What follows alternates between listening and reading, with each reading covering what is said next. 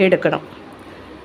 இதே மாதிரி ஒயர் வந்து 2 ஒயருக்கு இடையில விட்டு எடுத்தோன்னாக்கா இந்த பிடி வந்து அழகாக பின்னல் மாதிரி வந்துடும். பாருங்கள், இதே மாதிரி கொடுத்து வாங்கணும். அதே தான், இதே மாதிரி கொடுத்து வாங்கணும்.